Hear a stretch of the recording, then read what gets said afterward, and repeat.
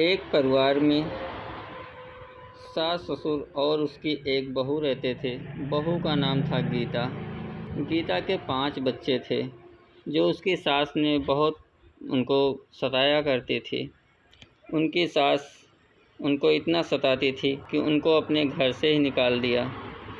एक दिन क्या हुआ, उसकी बहू ने उनके सामने बहुत रोया और बहुत गिड़गिड़ाया, लेकिन उनकी सास ने उनको एक भी नहीं सुना और घर से निकालने के लिए बोल दिया। बहू बोली, माँ जी, मैं कहाँ जाऊँगी इतनी रात को, मुझे घर से मत निकालो, मैं कल सुबह होते ही अपने घर चले जाऊँगी।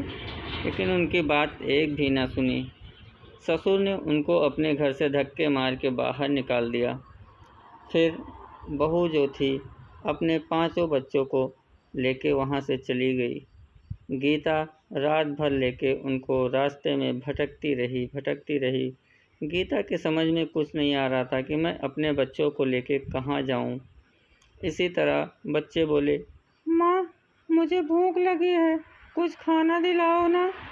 गीता बोली, हाँ ठीक है, मैं कुछ करती हूँ।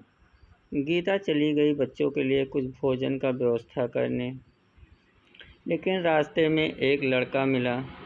जो लड़का गीता को लेके अपने घर गया, बहलाकर और फुसलाकर बोला, तुम इतनी रात को कहाँ जाओगी? चलो तुम मेरे साथ, मैं तुमको रहने का व्यवस्था देता हूँ। तुम जब तक मन चाहे तब तक वहाँ रह सकती हो, तुमको कोई दिक्कत नहीं होगी।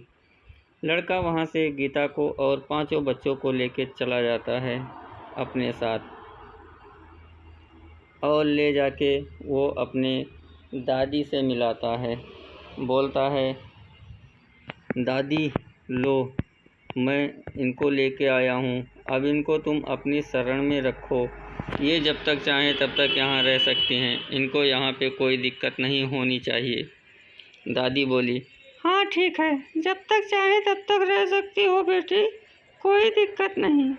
लेकिन वो दोनों के मन में तो कुछ और ही चल रहा था। गीता रात के अंधेरे में उनकी सारी बातें सुन लेती है, जो कि वो दोनों रात को उनको मार के और उनकी बेटी को अपने घर में नौकरानी बनाना चाहते थे। ये सारी बातें गीता रात के अंधेरे में सुन लेती है और सुनने के बाद अपने बच्चों को सुबह होते ही लेके वहाँ से भाग लेती है और बोलती है, चलो बच्चों, यहाँ से भागो जल्दी। इतना कह कर के वो गीता वहाँ से अपने बच्चों को लेके राम जी के दरबार में चली। राम जी का मंदिर था। गीता अपने बच्चों को लेके राम जी के दरबार में जाती है और कहती है, हे भगवान, अब तुम ही मेरे सहारे हो, अब तुम ही को जो करना है। मंदिर में जो पुजारी था गीता को अपनी शरण में ले लेता है और गीता को रहने के लिए जगह दे देता है। गीता से बोलता है, तुम जब तक चाहो तब तक यहाँ रह सकती हो, अब आप इस मंदिर की देखभाल करो और जो समझ में आए वो करो और तुम्हें कोई परेशान नहीं करेगा, तुम यहाँ आराम से रह सकती हो।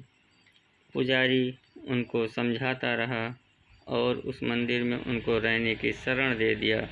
फिर गीता वहाँ उसी मंदिर के सामने फूल, माला, फल आदि बेचने लगी और बेचते बेचते मंदिर के सामने जो गीता थी, अचानक पुजारी का देहांत हो जाता है और गीता बहुत परेशान हो जाती है कि अब क्या होगा।